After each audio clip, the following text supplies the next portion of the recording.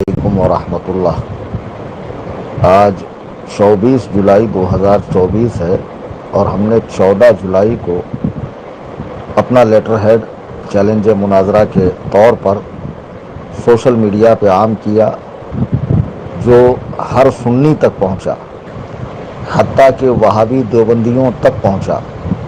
اور ہمارے پاس پختہ رپورٹ ہے کہ پیلی بھیت میں مولوی سنابل تک بھی یہ لیٹر پہنچا، اور اس نے یہ کہہ کر جان چھڑائی کہ ہم غیر معروف لوگوں کو منہ نہیں لگاتے۔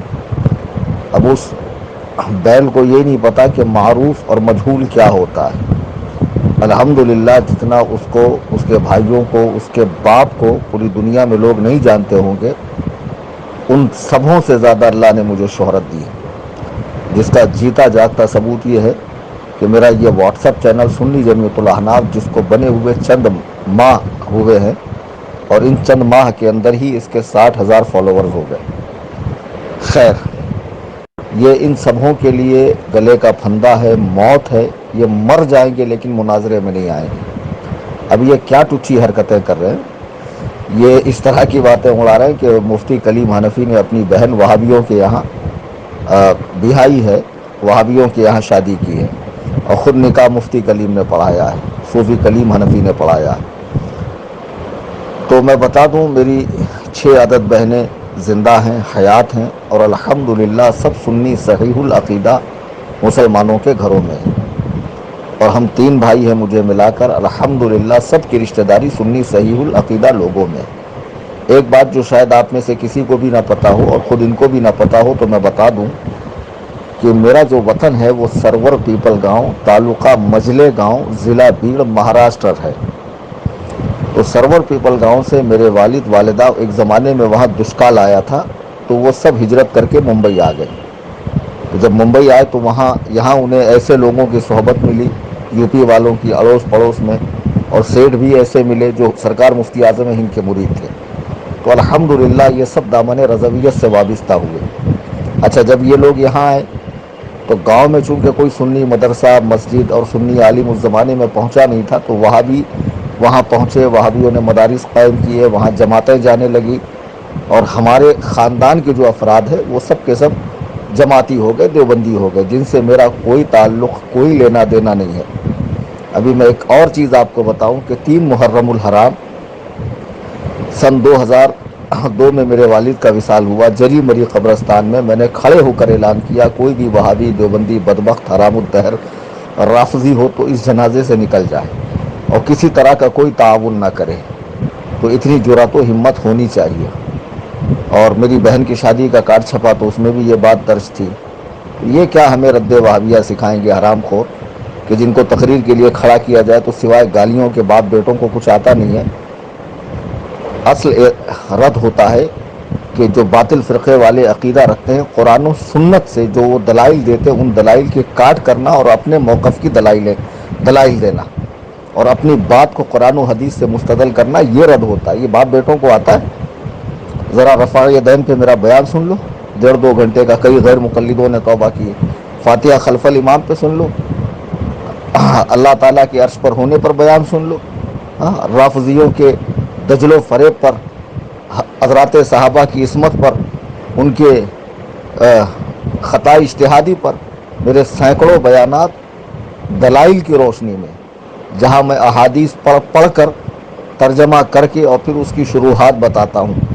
اس کو کہتے ہیں رد کرنا۔ ان کو سوائے گالی دینے، پپا پپا، ڈیڈی ڈیڈی، وہ ہجڑوں، وہ حرام خوروں، وہ تطہیریوں، آتا کیا ان کتوں کو؟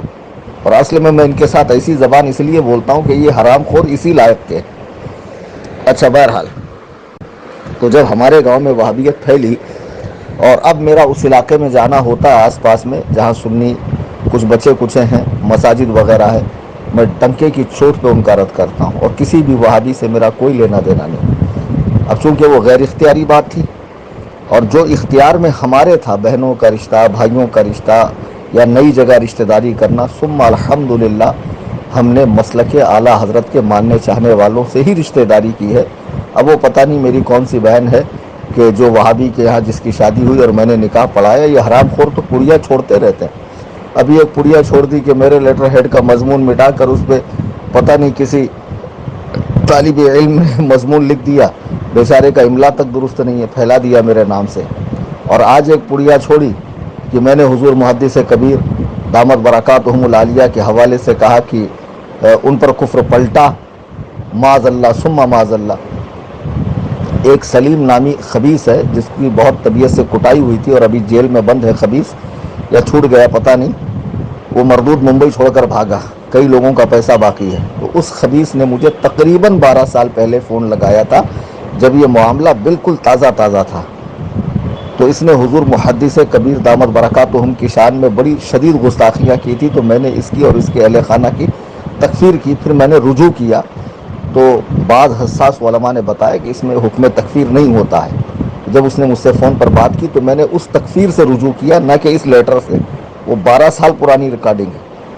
تو بھئی جہاں بھی ہماری غلطی ہوگی ہم تو اہل حق ہے، اور حضرت عمر رضی اللہ تعالیٰ عنہ کا یہ قول ہمارے ذہن میں ہر وقت رہتا ہے، العار خیر من النار، شرمندگی آگ میں جانے سے بہتر ہے۔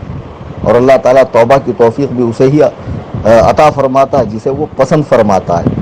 اپنی غلطیوں پہ ڈٹ جانے والا، اکڑ جانے والا ابلیس کا جانشین ہے، ابلیس کا پیروکار ہے، نہ کہ اللہ والا ہے۔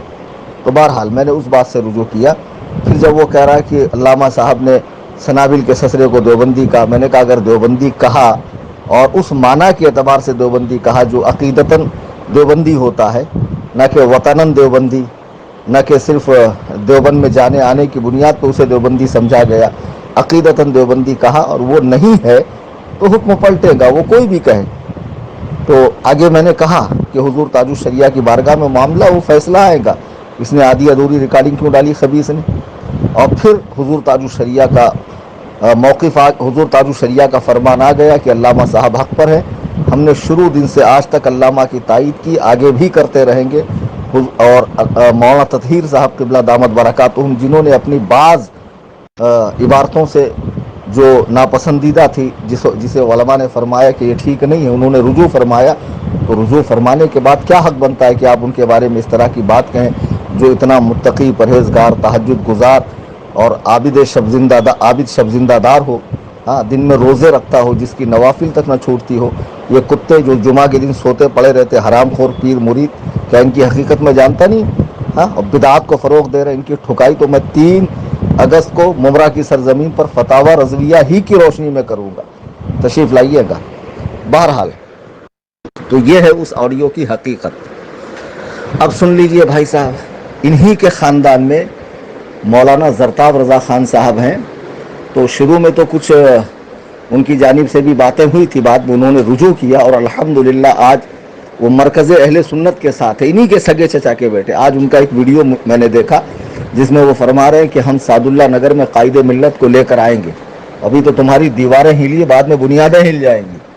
بتائیے، انہی کے خاندان کے لوگ ان پہ تھوک رہے، برہان میاں، زرتاب میاں اور حضرت مشہود ملت کے صاحبزادگان ان پہ تھوک رہے ہیں۔ کل ملا کے یہ 2 باپ بیٹے 3 اور ایک وہ گینڈا جیسا ہے، وہ جس کے ابا ابھی بھی جو ہے وہ آف ہوئے ہیں، وہ یا اس کا چھوٹا بھائی، ایسے کل ملا کے یہ 5-6 لوگ ہیں، اور کل ملا کے پوری دنیا میں ان کی 1000-1500 سے زیادہ مرید نہیں ہوں گے۔ ابھی میں ناگپور میں انہی کے رت کے لیے گیا، لوگوں نے کہا ان کا یہاں نام و نشان نہیں ہے، آپ رت کیا کریں گے حضرت؟ بتائیے، بڑے بڑے شہروں میں جن کا نام و نشان نہ ہو، جو زوال پذیر ہو، اب یہ کیا کر رہے ہیں؟ ایک چال چل رہے ہیں کہ بریلی سے خانقاہیں ٹوٹی ہے تو ساری خانقاہیں کو چاہیے کہ خانقاہ حشمتیہ سے ملے۔ تم تو بہت پکے مسلک کے اعلیٰ حضرت والے بنتے ہو، بہت سی خانقاہیں حسام الحرمین کو مانتی نہیں ہیں، خانقاہ مجیبیہ ہو گیا، پھلواری ہو گئی، جامعہ نظامیہ ہو گیا، نجیس الپادری کے لوگ ہو گئے، خانقاہ عارفیہ ہو گئی، ہاں یہ لوگ حسام الحرمین کو مانتے ہی نہیں ہیں، یہ علماء دیوبند کی تکفیر ہی نہیں کرتے، اور تم تو علماء دیوبند کی اب بھی تکفیر کر رہے ہو، تو تمہارے لیے ان سے اتحاد جائز ہو گیا خبیثو، اب ان سے اتحاد جائز ہو گیا۔ اجمیر کے وہ رافضی مجاور جو صحابہ پر بھونکتے ہیں، اور تم تو صرف کہہ رہے ہو کہ ہم صرف تعزیہ داری کو جائز کہہ رہے ہیں، صحابہ کی عظمت کے حوالے سے ہم کوئی بھی سودا نہیں کریں گے، تو اب اجمیر کے رافضی مجاوروں سے ملنا جائز ہو گیا۔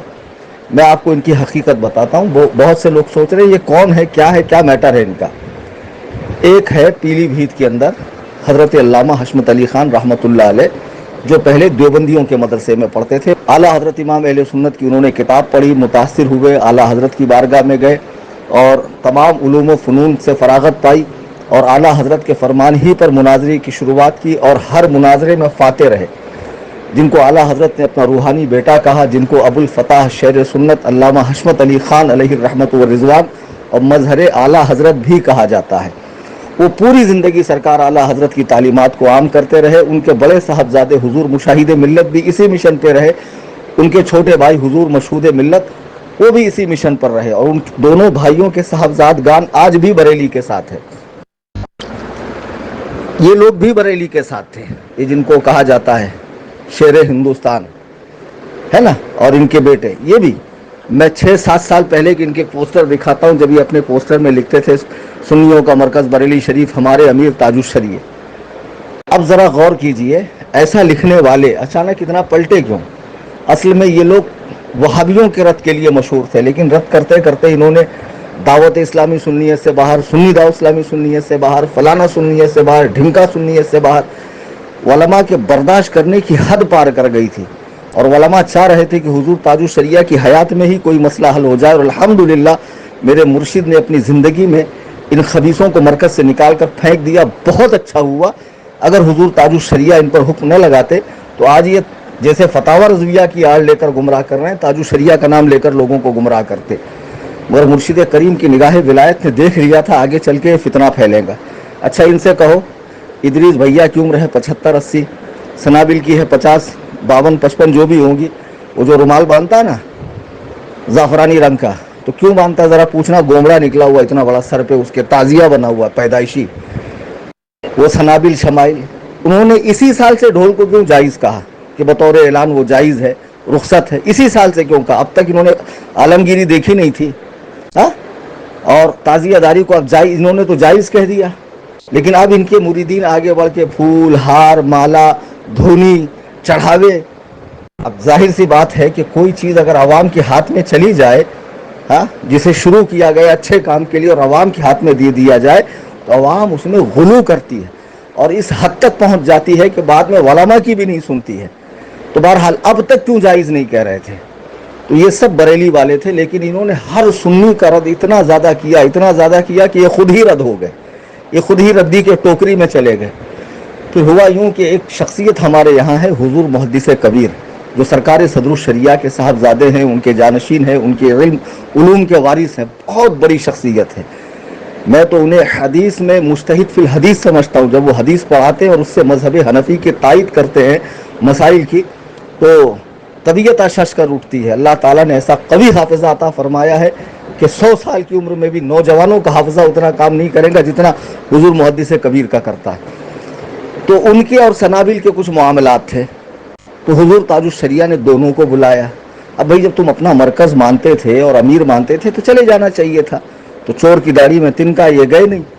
اور جب سارے معاملات دیکھے گئے، سارے ثبوت دیکھے گئے، تو فیصلہ حضور محدث کبیر کے حق میں آیا. جیسے ہی فیصلہ محدث کبیر کے حق میں آیا تو جن کو پوسٹر میں لکھا جاتا تھا ہمارے امیر تاج الشریعہ، ہمارا مرکز بریلی شریف، پھر ان کی بولی بدل گئی. اب ان کے مریدین جہانگیر جیسا خبیث جو پکا تفضیلی ہے، صحابہ پہ بھوکتا ہے، اس کی ویڈیو شیئر کر رہے ہیں جس میں وہ کہہ رہا بریلی معیار حق نہیں. اور آج بھی یہ بریلوی ہونے کا دعویٰ کر رہے ہیں اور ہم سے زیادہ پکا ہونے کا دعویٰ کر رہے ہیں. تو خبیثوں پھر ان رافضیوں سے کیوں مل رہے ہو جو بریلی کے دل و جان سے دشمن ہیں اور بریلی کی مرکزیت کو اور اعلیٰ حضرت کی شخصیت کو مانتے ہی نہیں ہیں. بہرحال جب فیصلہ ان کے خلاف آیا تو انہوں نے رنگ دکھانا شروع کی اور اس حد تک چلے گئے کہ جس سے بریلی شریف کا جس پر فتویٰ تھا وہ یہ سب کرنے لگے. پہلے ویڈیوگرافی نہیں کرتے تھے، اور ویڈیوگرافی کر رہے ہیں، تعزیہ داری کر رہے ہیں، ڈھول بجا رہے ہیں، مزارات پہ عورتوں کی حاضری کو جائز کہہ رہے ہیں فتاوی رضویہ کی روشنی میں. اور پھر حالانکہ ان کو کیا روشنی ملیں گی اندھیرے میں پڑے ہوئے لوگوں کو، روشنی تو انشاءاللہ ان کو میں دوں گا. پھر اس طریقے سے بہت سارے مسائل میں یہ الجھ رہے ہیں. آگے جا کر آپ میری بات نوٹ کر لینا، لکھ لینا. اگر انہوں نے توبہ نہیں کی اور یہ راہ راست پر نہیں آئے تو مستقل ایک یہ فرقہ بن جائے گا، ایسا فرقہ جو ابن عبد الوہاب نجدی کا تھا، جو اپنے چیلوں کے علاوہ روئے زمین پر کسی کو مسلمان سمجھتا ہی نہیں تھا. یہی حال ان کا ہے. ان کو رد کیا کرنا آئے گا؟ گالیوں کا نام انہوں نے رد رکھا ہے, بکواس کا نام رد رکھا ہے, الزامات کا نام رد رکھا ہے. بتاؤ کہ فلانے کی بہن دیوبندی سے شادی ہوئی ہے اور اس نے نکاح پڑھایا, کوئی ثبوت نہیں. ہاں, اور فلانا نے علامہ کو کافر کہا معاذ اللہ, اس کا کوئی ثبوت نہیں, آدھی ادھوری ریکارڈنگ ڈال دو. کل ملا کر یہ کہ ہم نے 10 روز پہلے چیلنج دیا ہے, تمہاری نظر میں ہم ان کے لائق نہیں, ہماری نظر میں وہ ہمارے خاک زیر پا کے بھی لائق نہیں ہے, میری نظر میں. اور حقیقت یہی ہے. بھئی اتنے بڑے علامہ ہو تو آتے کیوں نہیں؟ آؤ سامنے. آپ کو تو صرف چیلنج دیا ہے, میرا گھر منظور نہیں ہے, کوئی ہال بک کر لیتا ہوں, برلی شریف آ جاؤ, میں پیلی بھی شریف آتا ہوں, صاحب سجادہ حضرت زرتاد میاں قبلہ سے عرض کروں گا کہ حضرت آپ جگہ عنایت فرمائیں. انشاءاللہ پیلی بھیت میں انتظام ہوگا. لیکن مناظرہ تو کرے گا سنابل شمائل یا ادریس یا وہ مہران یا ان کی طرف سے مقرر کیا ہوا کوئی شخص جو باقاعدہ عالم ہو. اور ایک افواہ پھیلا رہے بولے تو عالم ہی نہیں کلیم حنفی. ارے بدبختوں, اگر میں مناظرے میں میری سندیں حفظ کی, قرت کی, فضیلت کی, افتاء کی نہ لے کر آؤں اور ان پر مدارس اور علماء کی, مدارس کا نام علماء کی مہریں ہیں, رجوع کر لو ان مدارس سے کہ بھئی یہ فلاں سن میں یہ آپ کے یہاں سے انہوں نے حفظ کیا کہ نہیں, قرت کی کہ نہیں, فضیلت کی کہ نہیں, شعبہ افتاء میں انہوں نے داخلہ لیا یا نہیں, اس کی تکمیل کی یا نہیں. اگر میں جھوٹا ثابت ہو جاؤں تو بنا مناظرے کے آپ میری شکست کا اعلان کر دیجئے, اور میں خود اپنے آپ کو تسلیم کر لوں گا کہ میری شکست ہو گئی. ٹھیک ہے, میں مفتوح ہو گیا, آپ فاتح ہو گئے, میں خود تسلیم کروں گا. لیکن شرط یہ ہے کہ سامنے آئے. اب اس کے بعد جو بھی ٹچی باتیں آئیں گی مجھے نہ بھیجا کریں آپ لوگ. آپ سمجھ جائیں کہ ان میں دم خم ہی نہیں ہے. یہ مناظرے کا چیلنج ان کے لیے اتنا بھاری پڑ گیا, اتنا بھاری پڑ گیا کہ یہ ہر سنی تک پہنچا, اور ہر سنی کے دل کی کلی کھل اٹھی, اس کا مشام جاں معطر ہو گیا کہ سبحان اللہ, یہ بدبخت جو اچھلتے کودتے بندروں کی طرح پھاندتے پھرتے تھے, ان کو لگام کسنے کے لیے کوئی آیا. تو تم کس حیثیت سے بہت بڑے ہو گئے, جبکہ قرآن کہہ رہا ہے ان اکرمکم عند اللہ اتقاکم, اللہ کے نزدیک بڑا وہی ہے جس کے پاس تقوی ہے. تم تو جمعہ کے دن سوتے پڑے رہتے, تم تو عید کی نماز نہیں پڑھتے ہو, تمہارے پیر تو نمازوں کی اہمیت گھٹاتے ہیں معاذ اللہ. ارے بھائی صاحب ایمان پر تو نماز ضروری ہے, تم تو صاحب ایمان ہو, پھر نماز کیوں نہیں پڑھتے ہو؟ ایک کو آدمی ان کا نماز نہیں پڑھے گا, نہ پیر پڑھے گا نہ مرید پڑھے گا, ہم نے خود دیکھا ہے. بمبئی میں گپ شپ ہانکتے رہتے ہیں, اذان ہو رہی ہے, فلانا سلح کلی, فلانا انا کلی, فلانا شفا کلی, فلانا یہ, فلانا ڈھمکا یہ, کوئی تو ان کے حکم سے بچا نہیں ہے. ایسے تو بدبخت ہے یہ. کسی پر اگر حکم فسق کا ہو تو یہ کفر تک لے جاتے ہیں. غرض کے نماز روزے سے یہ فارغ ہیں اور نرے جاہل ہیں, ان کی کوئی حیثیت نہیں ہے, اور یہ اپنے آپ کو بہت بڑا ترم خانہ سمجھے کہ ہم فلانے کو منہ نہیں لگائیں گے, ہم بہت باحیثیت ہے. تمہارے دادا باحیثیت تھے, تمہارے تایا حضور مشاہد ملت باحیثیت تھے, حضور مشہود ملت باحیثیت تھے, اور جو ان کے صاحب زادگان مسلک اعلیٰ حضرت پر قائم ہیں, ہم ان کی دست بوسی کریں گے صرف اس نسبت سے کہ شہر سنت کی اولاد ہے. احترام تو آپ کا بھی بہت تھا دل میں پہلے, لیکن تم نے خود ہی وہ احترام ختم کر دیا ہمارے دلوں سے, اس طرح کی باتیں کر کے, اس طرح کی حرکتیں کر کے. ہاں بتاؤ, میرے ہی نام سے میرا لیٹر جھوٹا پھیلایا جا رہا ہے, اور انہی کے مریدین پھیلا رہے ہیں, تو کتنے بڑے کذاب ہیں یہ. مریدین کو کام پر لگا دیا, چیلے چاپڑ کو, کیونکہ پیر صاحب کی ہمت ہی نہیں ہے کہ سامنے آ کر مناظرہ کر لے, چونکہ میں ان کی علمی حقیقت جانتا ہوں. اور آئیے سامنے بیٹھی. بھائی سندوں سے کیا ہوتا, سندیں تو کہیں سے بھی لی جا سکتی ہو. آپ پیر صاحب, آپ کو آپ کا مدرسہ اسی سند دے گا. اعدادیہ سے لے کے فضیلت تک عالم کورس میں جتنی کتابیں پڑھائی جاتی نا للہ, سب سامنے رکھوں گا. ہاں پڑھ کے سنانا, میں مان جاؤں گا تم واقعی عالم, اور مجھ سے پڑھ کر سننا, تب تمہیں احساس ہوگا کہ تمہارا پالا کس سے پڑا ہے. ہاں, اور تم نے کہاں ہاتھ ڈالا, بنا منتر آئے تم نے جو ہے ہاتھ ڈال دیا ہے, اور یہ تمہارے لیے جو ہے موت کے برابر ہے. شرافت سے رہو, قاعدے سے رہو, جو چیلنج دیا ہے اسے قبول کرو. اگر قبول نہیں کرو گے, ہم انتظار کریں گے اور ایک مدت کے بعد تمہاری شکست کا اعلان کریں گے. اللہ تعالیٰ ان کے فتنے سے, ان کے شر سے امت مسلمہ کی حفاظت فرمائے. آمین ثم آمین. فقیر محمد کلیم حنفی رضوی قصر ابو حنیفہ. آج 24 جولائی 2024 کو میں یہ ریکارڈنگ عام کر رہا ہوں.